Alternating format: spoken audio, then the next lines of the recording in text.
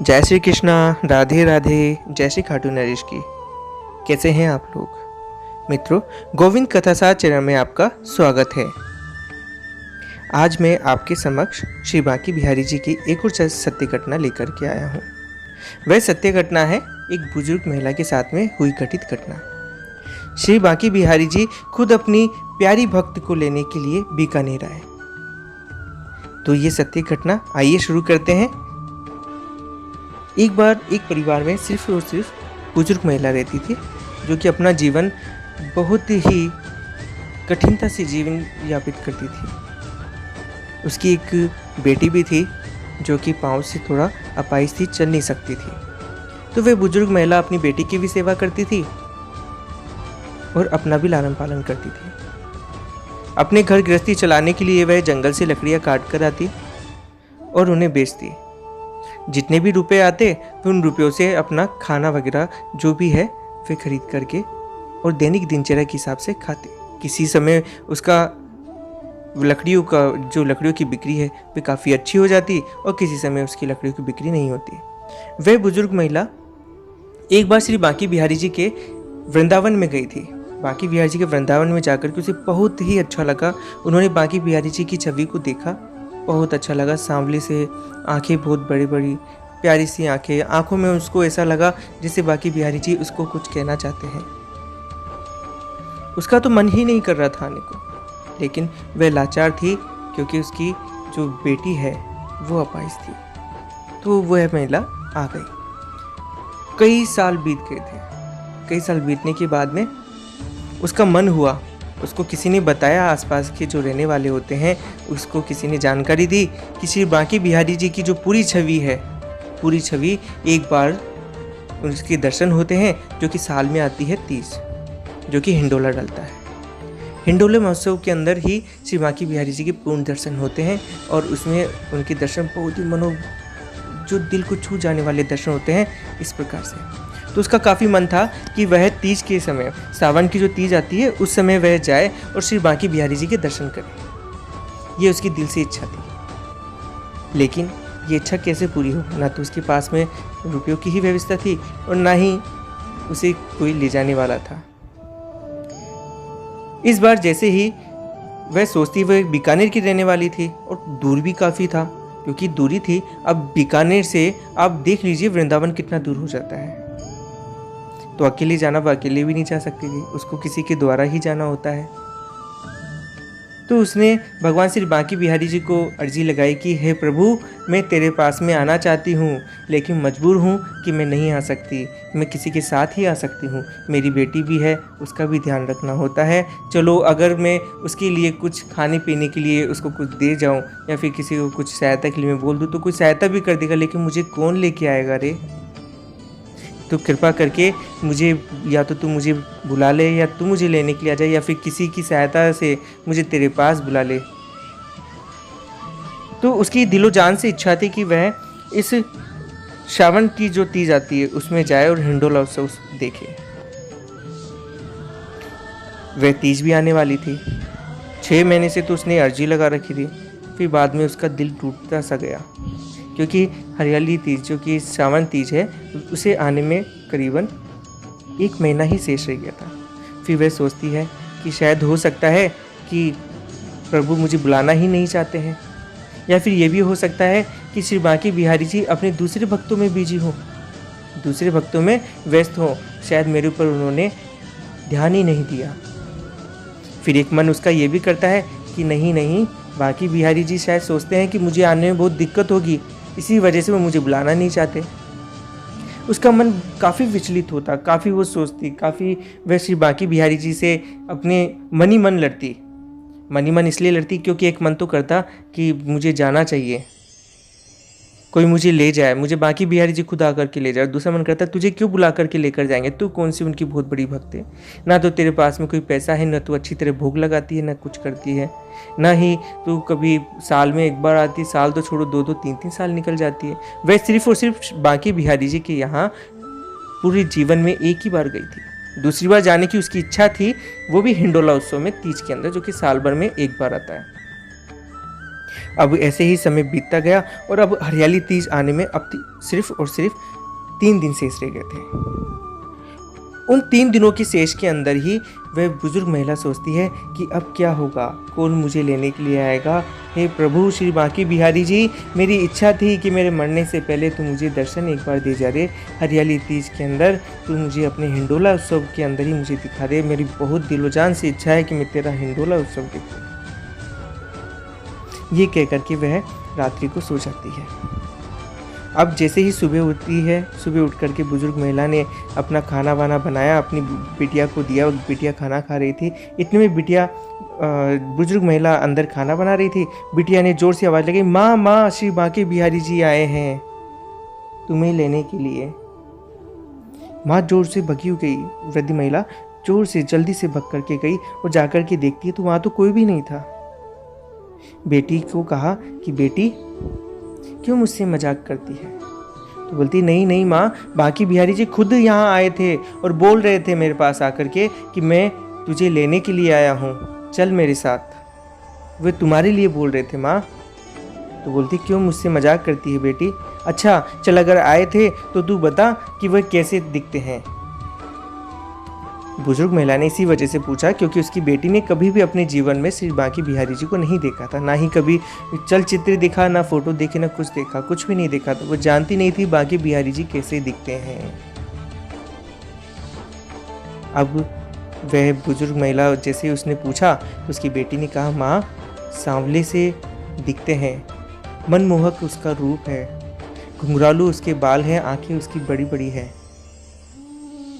भूरे कलर के मिट्टीले कलर के रंग के उन्होंने वस्त्र पहने हैं और गले के अंदर मोतियों की चमकदार माला है। और माँ उनके सिर पर एक पंख है, मोर पंख है, जो कि बहुत ही सुंदर लग रहा है। उनके इस रूप को देख कर के माँ मेरा दिल बहुत खुश हो गया माँ।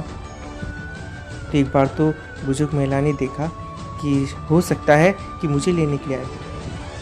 फिर दूसरी बार वह सोचती है कि हो सकता है कि शायद ये मजाक कर रही हो, मुझे क्यों लेने के लिए आएंगे?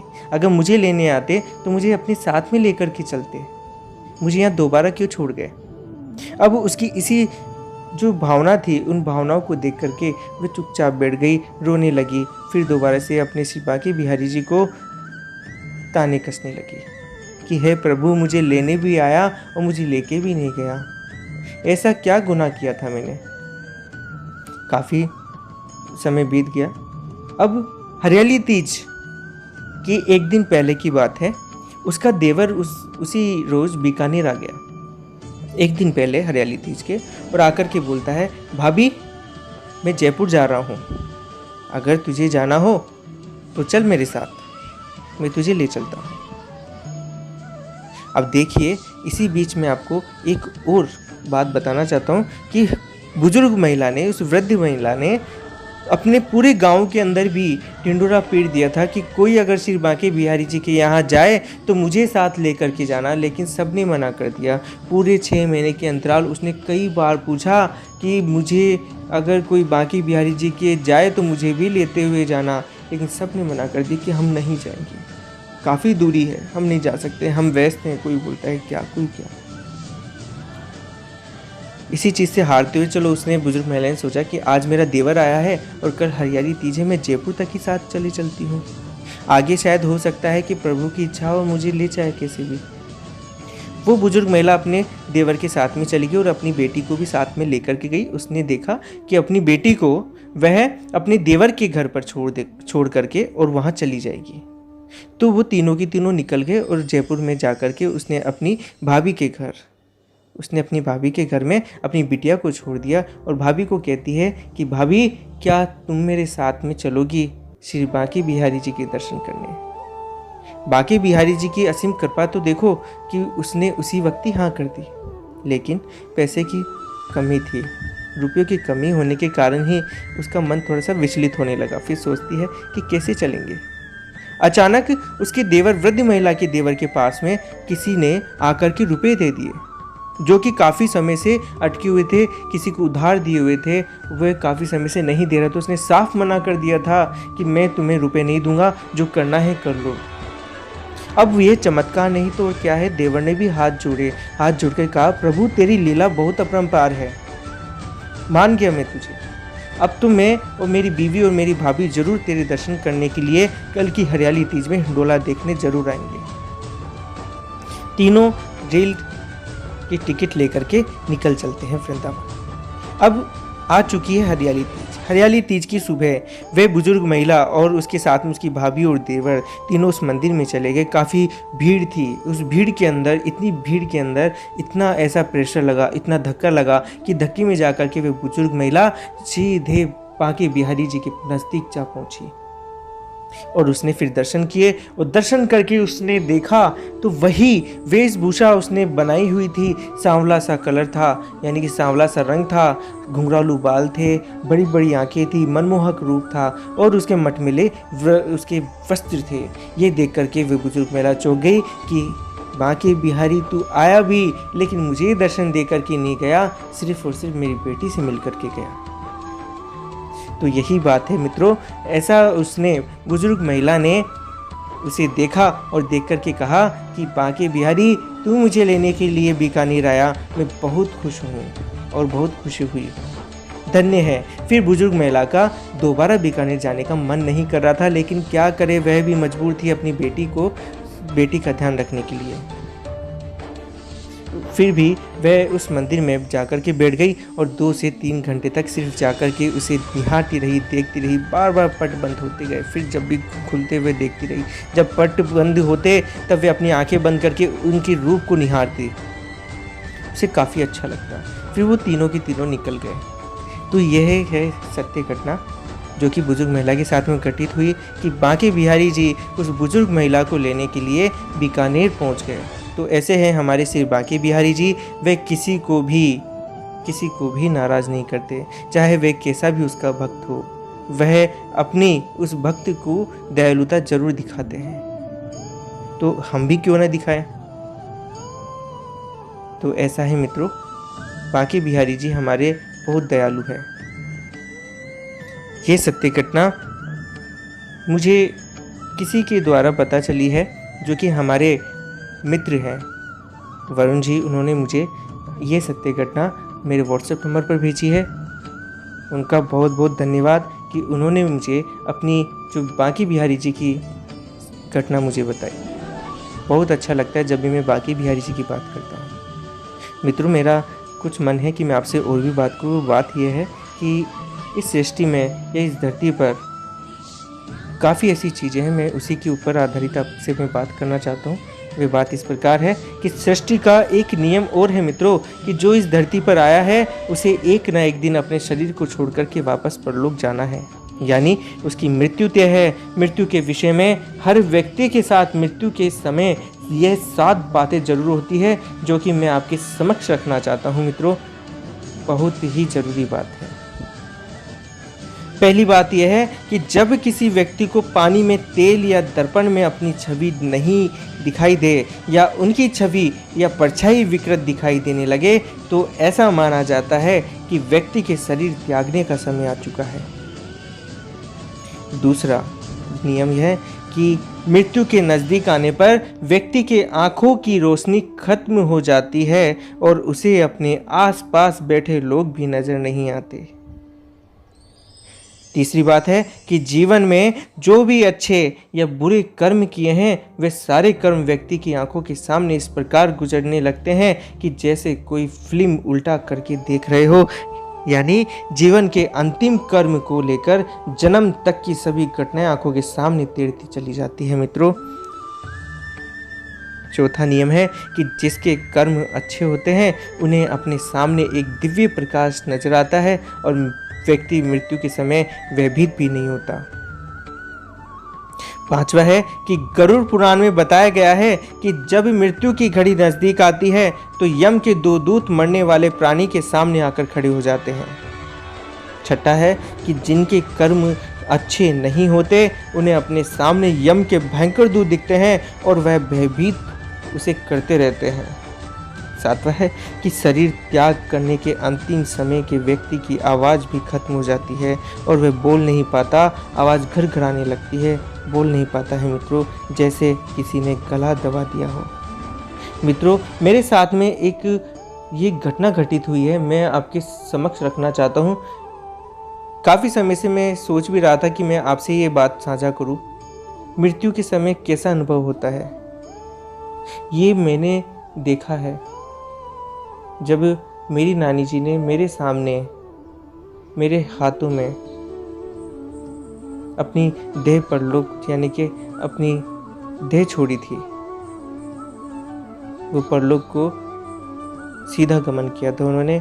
उस वक्त कैसा हुआ था, क्या हुआ था, मेरी नानी जी ही नहीं, मेरे सामने 2-3 ऐसी मृत्यु भी हो चुकी है जिसको मैंने अपनी आंखों के सामने देखा है, अनुभव किया है मैंने कि कैसे क्या होता है। मेरी नानी जी ने, आप विश्वास नहीं करेंगे मित्रों, मेरी नानी जी ने कभी कोई बुरे कर्म भी नहीं किए।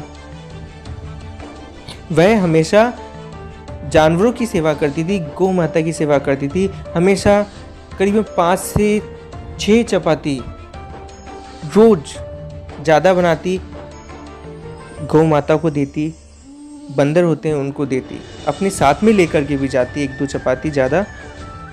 वह मित्रों अपना एक काम भी करती थी, फूलों का काम करती थी, और दुकान में जाकर के फूलों का भी काम करती थी अपने भाई के यहाँ। और वहाँ जो गौ माता उनके पास में रोज़ आती, रोज़ उसे वह चपाती भी देती। रास्ते में चलते हुए अगर कुछ भी अगर उन्होंने खरीद लिया, फल खरीद लिए, सब्जी खरीद ली, चलते हुए अगर कोई गाय उनके पीछे पीछे आती है तो उनको वह सब्जी भी दे देती थी। बहुत ही दयालुता थी, और वह किसी से झगड़ा तक नहीं करती थी। उनकी अपनी बहुएं थी, दोनों से वह कभी भी झगड़ा नहीं की। और तो और मित्रों, वह किसी का भी दिल आज दिन तक कभी नहीं दुखाया। मैंने, आप विश्वास नहीं करेंगे, मैंने इतनी उम्र ले ली है कि अब तक मैंने देखा है कि उन्होंने किसी से कोई झगड़ा नहीं किया। बहुत ही सरल स्वभाव की, बहुत ही दिल की साफ थी वो। लेकिन जाते हुए उनके साथ में क्या हुआ, करीबन 5 से 6 दिन पहले वे बीमार पड़ गई। बीमार पड़ के उनको दिखना बंद हो गया। काफ़ी समय तक कुछ ऐसे ही चलता रहा। उन्होंने खाना छोड़ा, धीरे धीरे उन्होंने बिल्कुल ही खाना त्याग दिया। 5 दिन जैसे होते हैं, मेरे मामा जी ने हमें कॉल किया और बोलते हैं कि नानी जी की तबीयत कुछ ज़्यादा ख़राब हो गई है, शायद हो सकता है कि वे आज रात्रि के ही मेहमान हो, आप सभी के सभी फटाफट आ जाएं, जल्द से जल्द आ जाएं। मैं और मेरी मम्मी दोनों के दोनों जल्द से जल्द निकले, क्योंकि मेरे पापा ऑफिस गए हुए थे और मेरा भाई भी ऑफिस गया हुआ था, इसलिए मैं ऑफिस से जल्दी आ गया था। और आकर के मैं गया और मैं मम्मी को लेकर के नानी जी के पास में बैठ गए। मेरी नानी जी की आवाज़ नहीं थी, बोल नहीं पा रही थी, लेटी हुई थी, किसी से बात तक नहीं करी थी। नानी जी को मैंने जाकर के कहा, मेरी मम्मी ने कहा कि उठो नानी जी, मेरी मम्मी ने कहा उठो माँ, बहुत जगाया लेकिन वे उठी नहीं। बस उनके नाक से, नाक की बात कर रहा हूँ, उनकी नाक से सिर्फ और सिर्फ सांस की आवाज़ आ रही थी, वो भी काफ़ी तेज़ आ रही थी। घरघराती हुई वो सांस की आवाज़ थी। घरघराने की आवाज़ कैसी, जैसे इस तरह से आवाज़ थी मित्रों। मतलब मैं खुद उसे देख करके अचंभित हो गया कि ये क्या हो रहा है। वह मेरे सामने ऐसा पल था, मैं बता नहीं सकता हूँ। मेरे आंखों से आंसू नहीं निकल रहे थे, हाथ पांव धूज रहे थे। मेरे मामा जी ने कहा कि जितेंद्र एक काम कर, इनके सामने जो मृत्युंजय पाठ होता है, जो मृत्यु के समय पढ़ा जाता है, जिससे कि इसके प्राण या देह फटाफट छूट जाए। वैसे तो मैं इन चीज़ों पे विश्वास में ज़्यादा करता हूँ कि भगवान, जहाँ बुरे लोग होते हैं, बुरी आत्माएं होती हैं, बुरी चीज़ें होती हैं, वहाँ अच्छे लोग भी होते हैं, यानी कि भगवान भी होते हैं। मैं भगवान को बहुत ज़्यादा मानता हूँ। मैं ही नहीं, हमारी पूरा परिवार हमारे भगवान को मानता है।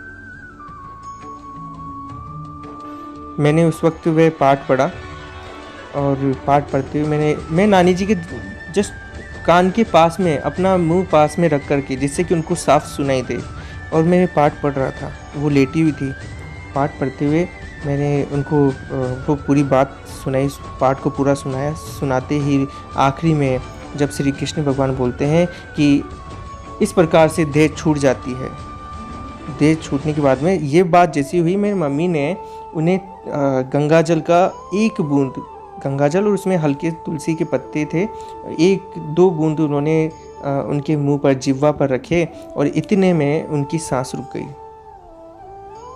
मित्रों, वो पल बहुत ही दर्दनाक था, बहुत ही दुखमय पल था। लेकिन मृत्यु ऐसी होती है, मैंने रियल में देखा है। और मेरे नानी जी ही नहीं, मैंने 2-3 मृत्यु देखी है। तो मैं यही बात कहना चाहता हूँ कि मृत्यु के समय इंसान को पता भी नहीं होता है कि वो क्या कर रहा है, उसके साथ में क्या हो रहा है, किसी को कुछ भी पता नहीं होता है। बस देह छूट जाती है, सांस खुद ब खुद बंद हो जाती है। हम ये सोचते हैं कि जब मृत्यु होती है तो हमारी सांस घुटने लगती है, हमें दर्द भरी हुई मृत्यु होती है। ऐसा कुछ भी नहीं है। ऐसा तब होता है जब उसने बहुत ही ज़्यादा पाप किए हो। तो दुख वैसे मरने पे दुख नहीं होता है, मरने पे उसको घुटन नहीं होती है, मरने पे कुछ भी नहीं होता है। ये चीज़ कब होती है मित्रों? ये चीज़ तब होती है जब उसको दुख मिलता है, वह दर्द से कर रहा है, सब चीज़ें हो रही है, तब होता है ऐसा। मरते हुए ऐसा कुछ भी नहीं होता है। मरते हुए सिर्फ उसकी सांसें तेज चलने लगती है, उसकी सभी इंद्रियां बंद हो जाती है। सभी इंद्रियां कौन कौन सी? आँखों से उसको दिखाई नहीं था, आँखें बंद रहती है। उसके कानों की श्रवण शक्ति होती है, कभी कभी अगर मालिक ने चाहा तो उसकी श्रवण शक्ति सही रहती है, और उसकी सिर्फ श्रवण शक्ति ही रहती है। उसकी सभी इंद्रियां बंद हो जाती है, हाथ का हिलना, पाँव का हिलना, मतलब उसकी जो शरीर है वह भी काम नहीं करता है, सिर्फ और सिर्फ सांस चलती रहती है, तेज तेज चलती रहती है। वो गति उस वक्त बहुत तेज होती है, सांस चलने की बहुत तेज गति होती है वो। मैं आपको नॉर्मल हम जो सांस लेते हैं ये समझ लीजिए, उसकी डबल दुगनी गति होती है वो सांस लेने की। वो गति बहुत ही होती है, तेज होती है। उस गति में इंसान को भी पता नहीं होता है कि वो क्या कर रहा है। अचानक जैसे सांस चलती रहती है ना, अचानक सांस लेना उसका बंद हो जाता है। मैं उसी वक्त ही भागा डॉक्टर के पास में, और जाकर के मैंने डॉक्टर को बुलाया, क्योंकि डॉक्टर मेरे नानी जी को पहले ही चेक करके गया था। उसने कहा कि अंतिम समय है, हम भी कुछ नहीं कर सकते। उसने हाथ वगैरह सब जोड़ लिए थे। फिर दोबारा मैं डॉक्टर के पास में गया, मैंने कहा कि डॉक्टर एक बार चलो और एक बार मेरी नानी जी को चेक करो, उनको क्या हुआ है। डॉक्टर आए, डॉक्टर ने कहा कि इनकी दिल की धड़कनें बंद हो चुकी है, सांस भी नहीं आ रहा है, और शरीर इनका ठंडा हो चुका है। उसने बस इतना सा कहा। मित्रों, वो पल मैंने देखा है। इस तरह से ही होती है। तो अगर मैं सिर्फ ये बात मैंने इसलिए बताई है क्योंकि अगर हमने कोई भी पाप नहीं किया, किसी का दिल नहीं दुखाया है ना मित्रों, तो हमें सिर्फ और सिर्फ सीधी मृत्यु होती है। ये सरल मृत्यु है, सांस चलती रहती है, इंसान को पता नहीं होता है। यम के दूत आते हैं, उसको खींच करके ले जाते हैं। अच्छे कर्म होते हैं तो अच्छे तरीके से लेकर के जाते हैं, रथ में बैठा कर, पालकी में बैठा कर लेकर जाते हैं। और भी ज़्यादा कर्म अच्छे हो तो भगवान श्री कृष्ण के पास में लेकर के जाते हैं। ऐसे कर्म होते हैं इंसान के। और अगर ज़्यादा वह पापी है कि हर किसी को मारता है, जानवरों को मारता है, इनको दुख देता है, उनको काटता है, तरह तरह की चीज़ें, जो कई तरह के पाप होते हैं वह करता है, किसी का दिल दुखाना, बुजुर्गों को दिल दुखाना, तो उसको मरते समय वो पहले काफ़ी बीमार पड़ेगा, शरीर में दर्द रहेगा, कर रहेगा, उसके शरीर गलने भी लगता है। मतलब ऐसी कई चीज़ होती है, घाव होने लगते हैं, खुजली होने लगती है, दर्द रहता है हमेशा, खाना भी नहीं खा पाता है, और फिर खाना नहीं खाएगा तो घुटेगा अंदर, बहुत ऐसी चीज़ होती है। तो इसलिए हमेशा कहता हूँ कर्म अपने अच्छे होने चाहिए। मैं अपनी ही बात करता हूँ, मैं औरों की मैं बात नहीं करूँगा, मैं अपनी बात करता हूँ। मेरे कर्म अगर अच्छे हैं तो मैं अच्छी गति प्राप्त करूँगा, मेरे कर्म अगर बेकार है तो मेरी गति भी मेरी बहुत ज़्यादा बेकार होगी। तो इसलिए मित्रों, पशु पक्षियों के साथ में अच्छा व्यवहार करें। अगर हो सके तो एक समय उनको खाना ज़रूर खिलाएं, एक समय जो गौ माता होती है उनको चारा दें, चिड़िया वगैरह जो पक्षियों के लिए पानी भर करके रखें, उनको कुछ खाना यानी कि दाना उनको दें।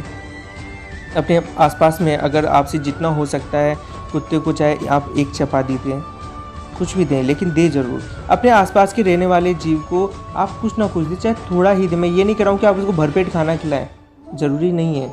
आपकी जितनी श्रद्धा है आप उतना काम करें, बस इतना ही। तो आज के लिए इतना ही। जय श्री कृष्णा, राधे राधे, जय श्री खाटू नरेश की। बांकी बिहारी जी का आशीर्वाद हम सभी पर बने रहे। राधे राधे।